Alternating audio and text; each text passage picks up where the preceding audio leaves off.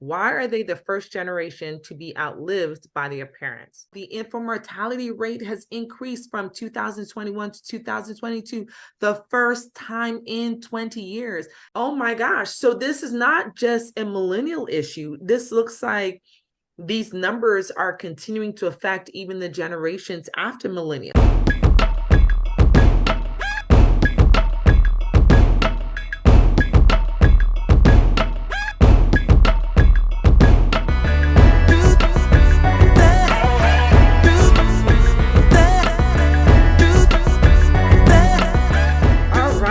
So I'm sure all parents, if you are a parent, you're definitely going to want to listen into this conversation. And the question is, why are kids of this generation dying? Why are they the first generation to be outlived by their parents? Let's talk about it. All right. I know it's so scary when you hear that, right? Because that in a sense mean that even though in the last few years the life expectancy actually increased, right? Then now we may actually see a turnaround where the life expectancy is probably going to start to decrease again. And we definitely do see that we have more 100-year-olds. People are definitely living longer. So the boomers are doing a great job of staying healthy. And so are the subsequent generations like Generation Y, Generation X are also a very healthier group. But then when we get to millennials, we're finding that these reports that started coming out in 2010s, like 2010s, are saying that they're going to be the first generation to be outlived by their parents for the first time. And just so everyone has some context, the CDC says that the life expectancy at birth in the US decreased to 76.4 years in 2021, which was down by 2.4 years from 78.8 years in 2019 and down by 0.6 years from 2021. So we're definitely starting to see a shift again with a decline in the life expectancy, even though the current generations are living longer and healthier. So Dr. Trisa, always great to see you on the couch again. Hello. And I know you have a lot to say about this, both as a clinician and as a mother as well. And so when you hear those types of statistics where the subsequent generations may not live as long, what are kind of like the first things that come to mind? I feel like it sounds bad to say that, but the way our economy set up, right? Some of our future living is supposed to be dependent upon the workings of the generation that's coming, the generations that are coming after, even though we know Social Security is probably going to be a bust at that point in time. But there's a bit of investment that's going to be required by them to help care for us. However, we may not have them to help care for us. And that's something that is so true. Outside of Social Security being bust, there may not even be enough millennials to support a healthier and long-lived boomer generation, and then add generation. I always forget what generation I'm in. X, Y, Z. Whatever alphabet. Tell y'all my age. Whatever alphabet I happen to be in.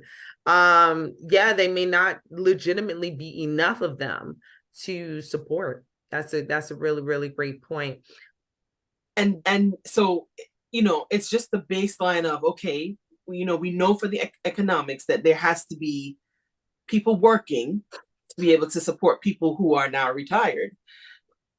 So then what does it mean? Does it mean that there will be a later push in terms of retirement to keep more people into the workforce? And that's going to have an even greater change, because the longer you're in the workforce, it's the more you're supposed to earn.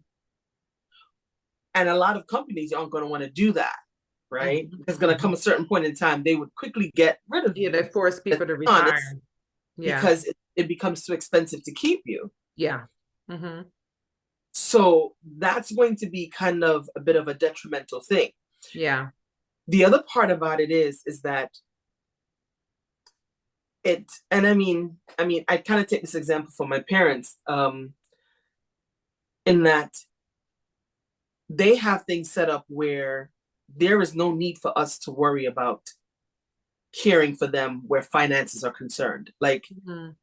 my mom is gone, but my dad has things set in a way where I'm not worrying about his healthcare costs. Yeah. Yeah. Mm-hmm. He's gotten himself prepared where that is.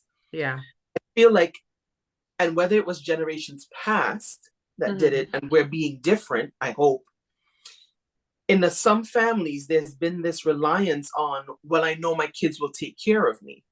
Mm-hmm. Mm-hmm. It's Mm-hmm. either that or they're just not planning for the future because they don't even think that far out. Right. So if you are now a parent of a millennial, you may not have that option. You may actually have to bury your child. Yeah. You Mm-hmm. don't have the option of somebody taking care of you. So you need to be on your money and on your mark. Yeah. And you need to make sure and prepare for yourself. I mean, in any circumstance, right? But in Yeah. this, sure, you're probably not going to get social security, so you can't depend on the government. You won't be able to Mm-hmm. depend on the kindness of your children. Right. You're going to have the kindness of strangers. Yeah. So there's a lot of the financial part of it that makes me think about it. But then I also just think it's just sad. It Um, is. I remember that's one of the things that I remember, and I guess she got it her way, right? My mom went before I'm here. She's gone. But it Mm-hmm. was like that was one of the things that I think she never wanted to have to do, to To bury her, bury a child. right? She Yeah. always used to say she'd prefer to know that we are dead than out somewhere suffering. But Mm-hmm. it's not, it would be so heartbreaking to have to bury a child. Yeah. Feeling was children should bury the parents, not parents Yeah. bury children. Yeah. So I just think about how, those parents probably would have gone through a lot burying their parents, Mm-hmm. burying their spouses, burying their friends, and you're still having to bury your children. Right. Right. That's a lot of grief. Yeah, no, it is. It's definitely A not the lot. way we think the life cycle should be, right? And Yeah. and what's even more startling, because some people may say, well, maybe it's just a cycle, right? Like maybe this happens every few years, and then ultimately things switch back to the opposite, right? Well, sadly to say, literally hot off the press, this is not just a millennial issue, because the recent study that came out just this week in an article published on CNN, it said that for the very first time, a report was released by the National Center of Health Statistics that show for the first time in 20 years, the infant mortality rate has increased in 2022. Shocking. Okay, you guys, the infant mortality rate that before we were saying, well, it's the maternal mortality rate that we had to deal with, that the infant mortality rate, however, was doing better, especially, since all these interventions and things that we've been doing, whether it's antibiotics for GPS or whether it's the Tdap vaccine to prevent whooping cough. And we certainly have seen improvements in those particular arenas. But overall, the infant mortality rate has increased from 2021 to 2022, the first time in 20 years. And these increased areas include maternal complications as a result of maternal complications leading to conditions like preeclampsia, preterm deliveries, Mm-hmm. and bacterial sepsis. So it increased by 8% for those infants that died as a result of maternal complications, and it increased by 14% due to bacterial sepsis. Oh my gosh. So this is not just a millennial issue. This looks like these numbers are continuing to affect even the generations after millennial. So what do we do about this? Like how do we fix this? How do we address this? Bacterial sepsis? Yeah. Bacterial sepsis. So this is not COVID, right? Because some people may argue and say, well, was the infant mortality affected by the fact that we just came out of pandemic? COVID is viral. We're talking bacterial sepsis. We're speak on it. Speak on it. Okay. So this is not a pandemic issue. And clearly, COVID has definitely led to secondary issues, and there was no clarifications, I will say, for full transparency. There was no clarifications in the article that I read as to whether or not this was secondary, somehow indirectly secondary to the pandemic, because the pandemic, as we know, has all these secondary outcomes. Right. But it's not a direct outcome because it says bacterial sepsis. And then some people may argue, well, what about all these increased resistant bacterias that we have in the population due to the inappropriate taking of antibiotics? Is that related to it? Mm. Yeah. So I definitely would love to dive into those stats even more, but it just goes to speak to the fact that we really need to pay attention to this issue. And one of the things that we should make mention of is what are the major causes of deaths in terms of the different age groups. Well, we know that for kids ages 1 to 4, that the number one cause of deaths is accident, unintentional injuries. That kind of makes sense. This is the age group that starts to explore and start to become a little bit more independent. Secondary to that would be congenital malformations and deformities. And then third to that would be assault, homicide. So again, definitely important to pay attention, especially to those postpartum psychosis patients that I'm sure are part of this particular group. And then in our next age group, the children that are ages 5 to 9 years old, the number one, again, a cause of death are accidents, unintentional injuries. And then second to that is cancer. And then again, assault or homicide. And then this is a group that's really interesting. Our teenagers, ages 10 to 14 years old. The number one cause of death, again, is still accidents, unintentional injuries. Again, kids tend to explore, tend to get into things, which is why they need healthy boundaries. But number two is now intentional self-harm, suicide. That's Number what I two. thought was going to be number one, to be honest, and unfortunately. That's what I thought was. Suicide is number two.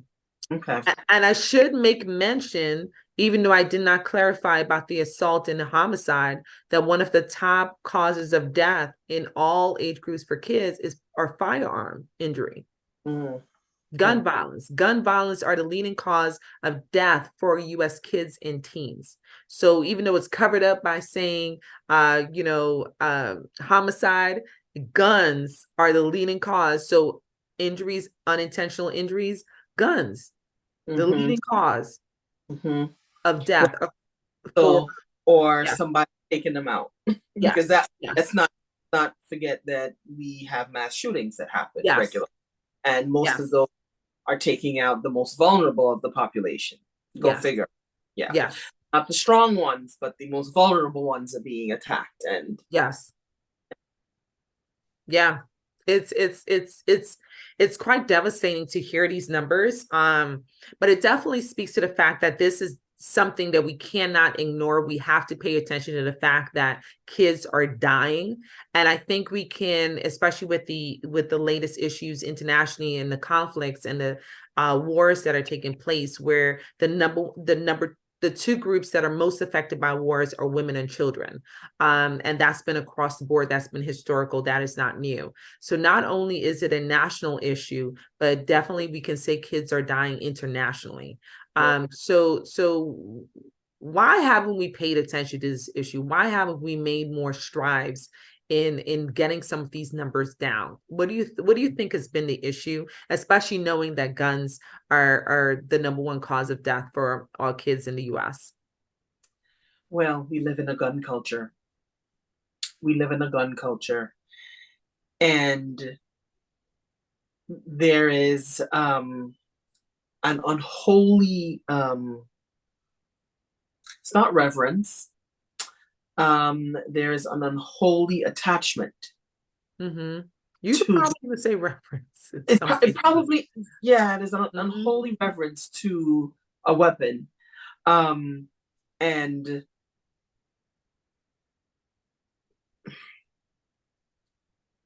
that's the best way I can put it, because in the area where I live, let's just say, Uh-huh. hunting is a big deal. Granted, Mm-hmm. you can hunt with a bow and arrow, or you can hunt with firearms. But you'll see all these stickers. If you come for mine, make sure you have yours. Oh. Um, yes. Um, and there's just really an attachment to this in a way that makes you wonder, what is it that you're missing? Not that you're missing out on, but what is it that you're missing? Um, because yes, it's and we have big gun manufacturers being able to lobby and get things in. Lobbying and all these other things are going to be the way that we go in. But there is really just an unholy reverence to weaponry, and particularly guns. To the extent that folk aren't even able to look at realistic gun legislature, right? It's Mm-hmm. don't tell me anything. Right. Tell me nothing at all. If you have to trust me, but if I have to trust you, then I have to trust everyone. Do you believe everyone's trustworthy? Right. No. So then why am I trusting you? Mm-hmm. Mm-hmm. It has to be all or nothing. Obviously, we know all is not the way it goes, Right.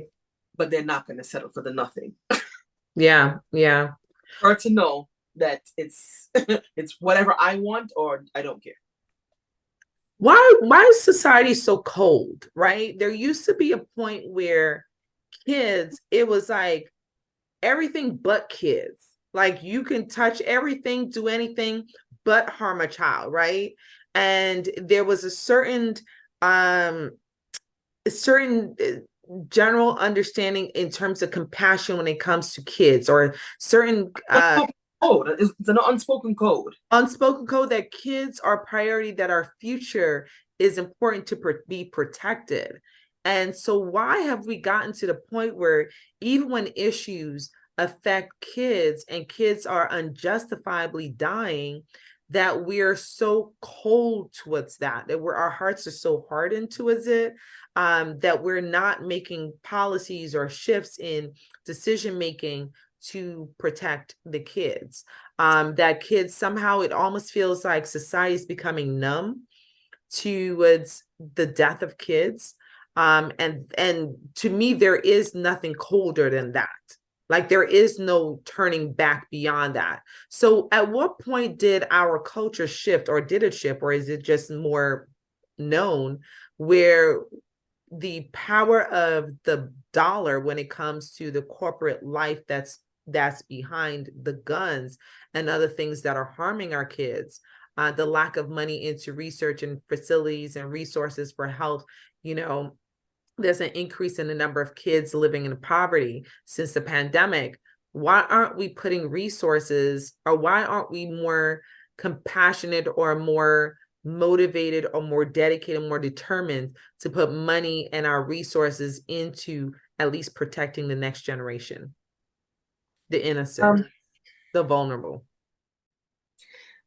I would say, a lot of the people like Milton Hershey, who, was responsible for Hershey Park, Hershey, Pennsylvania, whatever. Some of these people, they put money aside, and these are people from generations back. They put money aside to take care of the children. I feel like a lot of these guys, girls, women, whatever, are gone, and they've taken their values with them. I feel like those who have money at this point in time, however gained, aren't as concerned with kids unless it's their own. Because let's not front. The people who may have the power to, whether it's legislatively or financially, many of them who have the power to affect changes aren't going to, it isn't going to matter for their children, for the most part, what happens. They've already got them in a category by themselves. So I'm good. An extreme wealth gap also. Right. I'm good. So y'all could fend for yourselves. And their grandchildren are good, and their great grand will be good because they have such extreme wealth. So as a parent, before we go, Dr. Trisa, as a parent, when you hear statistics like this, how do you process it? And what do you different, or do you do anything different in your parenting when you hear these types of stats? Well, for one, um, because I know I should not rely on him any which way, I try my best to make sure that my kid doesn't have to take on my financial burdens as I age. You know, whatever health issues they may have, whatever debts they may have, I'm not trying to pass that down. That's not the kind of generational future that I want for him.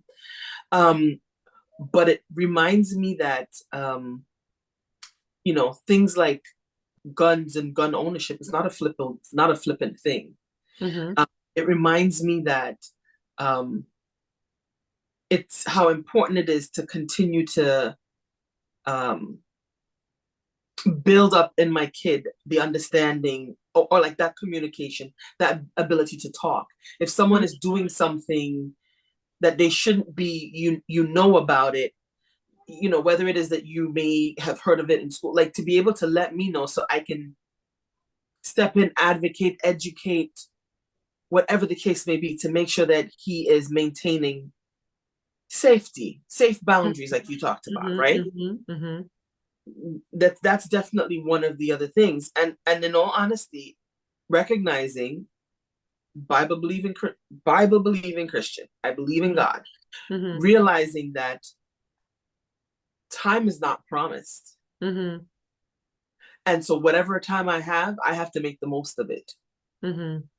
If it is that something happens tomorrow and God forbid he's taken, I have to know that I did what I was called to do with his life. Mm-hmm. Right. Mm-hmm. And so for me, these are the directions that I take. Not trying to become a burden to him or for him, trying to Mm-hmm. give him those safe boundaries, trying to raise him in the direction that I need him to go, you know, trying not to be too slack, trying to keep on the P's and Q's, continuing to rear him up the best way that I think I can, Mm-hmm. trying to even see if I can set him up financially. Mm-hmm. Right. Mm-hmm. So, you know, making sure he knows the importance of things like, you know, going to the doctor and taking care of this and, you know, looking to make sure that he's healthy physically, emotionally, spiritually, because we Mm-hmm. know that all these things are going to play a role into it. And Mm-hmm. but yet also wanting to be that ear that he can come to and not have to feel like he's isolated in his feelings, that he can't talk to anyone, that he has no one to turn to. Right. So it becomes that investing in that child or children, Mm-hmm. whatever how many you have, Mm-hmm. and then, you know, just praying that you do the best that you can to raise Right. them and to Right. check that you have with them, because his life or my life could be cut short. Yeah, yeah. I definitely agree with you. I love that holistic approach, making sure he has great relationships, understands safety, understands the importance of health, both financially, physically, spiritual, not both, that's multiple, financially, spiritually, and emotional health. Mhm. And then also just at certain point, certain things, recognizing that certain things are out of our control and having the faith to back everything up. So that being said, thank you for that summary, Dr. Trisa. Where can they find you if they wanted to find out more about what your thoughts are in terms of how we should be taking care of our children? Oh, child, I am not the expert on that. I still need some help. But you can find me at trisajob.dpt on Instagram. All right, awesome. And I'm Dr. T, the hand behind the handle of Healthy Bump Club with my burning eye right now. So if you see me winking, I'm not winking at you. I'm trying to prevent the water from shedding because something is suddenly burning my eyes. But as always, I'm Dr. T, the hand behind the handle of Healthy Bump Club right here on YouTube and Healthy Bump. Ooh, there goes a drop. Ooh, I don't know what that was, but something is burning my eyes on fire. Again, let's try that one more time. I'm Dr. T, the hand behind the handle of Healthy Bump Club right here on YouTube and healthybump.club on Instagram. We thank you guys for watching, for supporting us however you choose to do so. And we hope that you watch us in the next episode and other episodes that you may have missed. Thank you guys for supporting our platform, and we'll see you guys when the next episode.